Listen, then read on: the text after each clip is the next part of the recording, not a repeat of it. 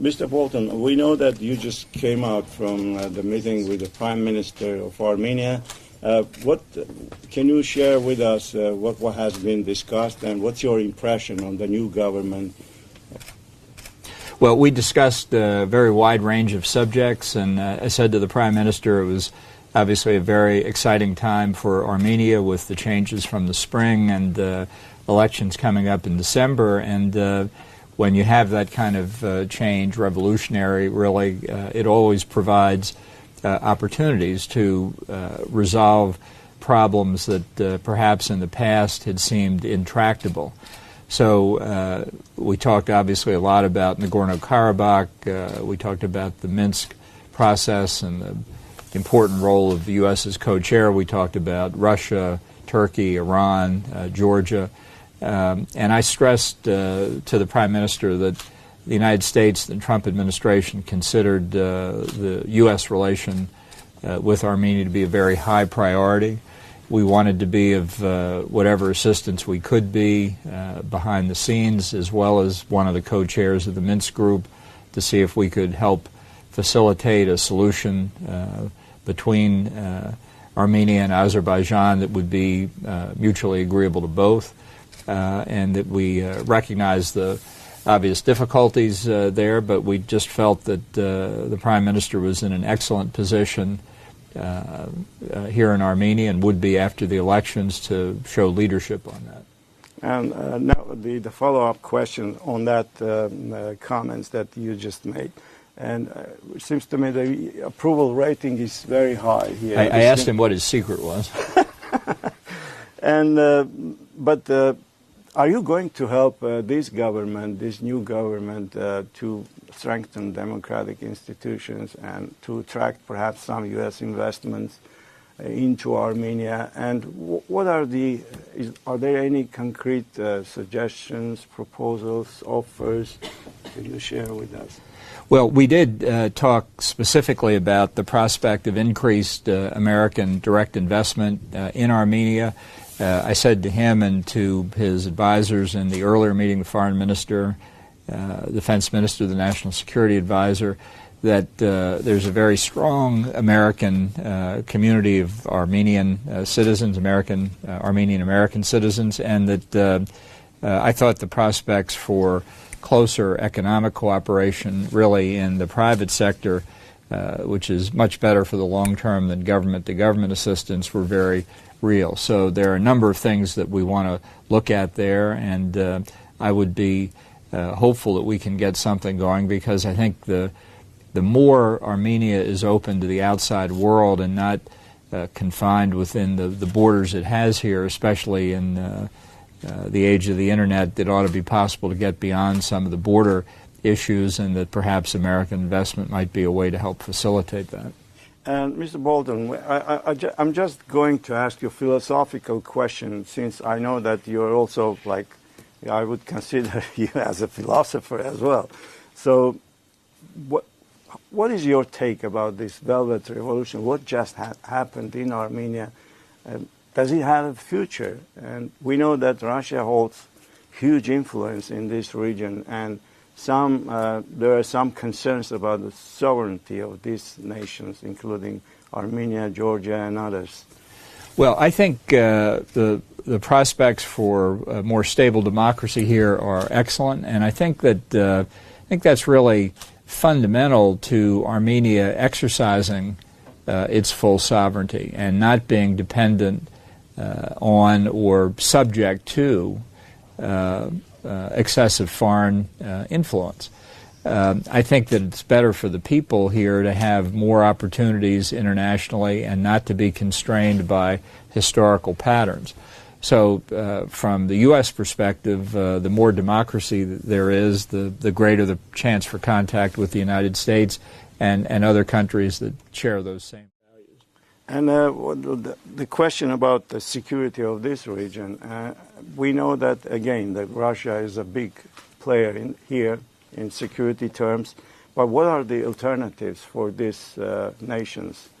Is it membership, a NATO membership? What is a closer relationship with NATO?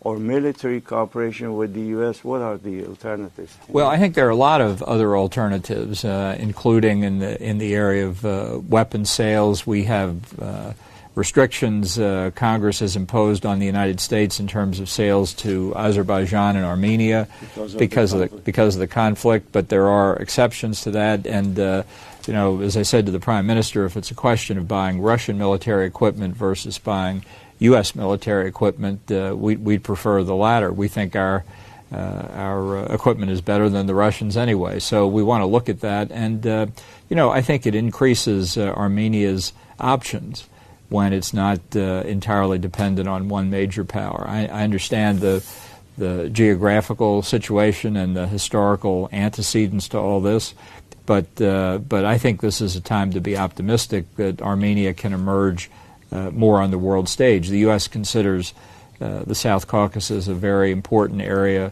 strategically, and so improving our relations with Armenia is a very high priority for the administration. On the other hand, we are circled with the countries that are blocking to this day Armenia. Like we know, with Azerbaijan is because of the conflict.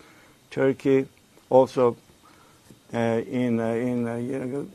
because they are very close with Azerbaijan, they also block Armenia, and we know that Iran. We have largest neighbor here, Iran, but U.S. is imposing sanctions. And how do you? What are the options for Armenia? And on the other hand, Russia is also becoming target of these sanctions. And Russia is a huge labor and good market for Armenia. And Iran is on the sanction. Russia is on the side. How you would? Well, I think what the current circumstances highlight is the importance of finding a mutually satisfactory agreement to the Nagorno-Karabakh issue, because once that happened, then the Armenian-Azerbaijani border would open. The Turkish border, I believe, would almost certainly open. I think, and the border with Georgia might be less subject to concern about what pressure the Russians may be putting them under. The Iranian border is going to be a significant issue because, as I explained to the Prime Minister, we want to put maximum pressure on Iran because it has not given up the pursuit of nuclear weapons. It remains the world's central banker of international terrorism, and we're concerned about its ballistic missile programs and its active conventional military operations in Syria and Iraq and elsewhere. Obviously, we don't want to cause damage to our friends in the process, so I think conversation between the government of Armenia and the United States is going to be very important. But as I stressed to the Prime Minister, we're going to enforce these sanctions very vigorously. This is not the Obama administration. We are going to squeeze Iran because we think their behavior in the Middle East and really globally is malign and needs to be changed.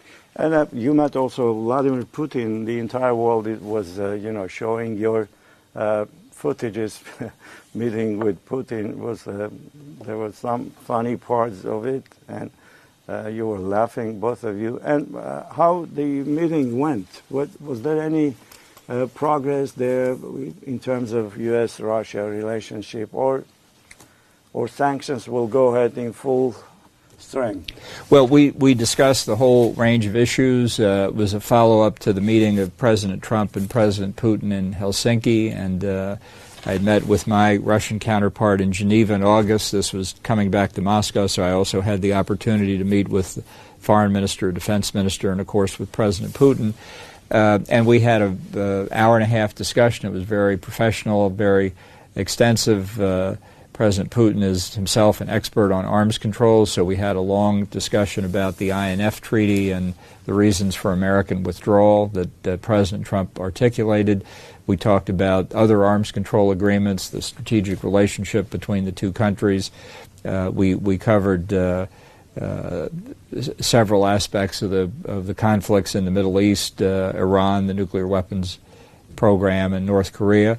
And I think these are the kinds of things that are helpful because I'm convinced that Russia approaches foreign policy on the basis of its national interest, and I think we have success with Russia when both sides are straightforward about what their national interests are. Sometimes we're simply not going to be able to reach agreement, but other times as we talk about some of these issues, we can. So we're hoping that the next meeting between the two presidents might come in Paris at the time of the Armistice Day parade.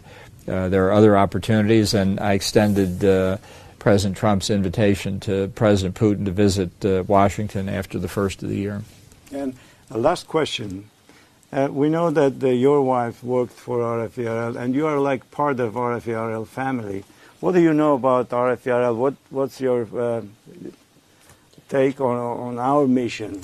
Well, I think it remains a critical mission today in many respects. I think we could devote more resources to it. It's very important to get to spread awareness of what the U.S. position is on issues, and to have an idea of what's happening in the United States and how it affects other parts of the world.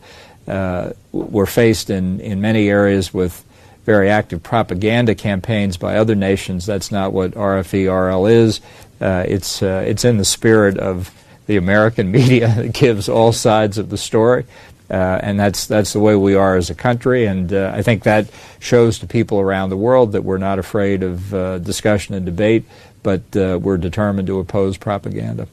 Thank you very much, No, thank Mr. you very Bolton. much. It was really great. Nice talking Thank with you. you.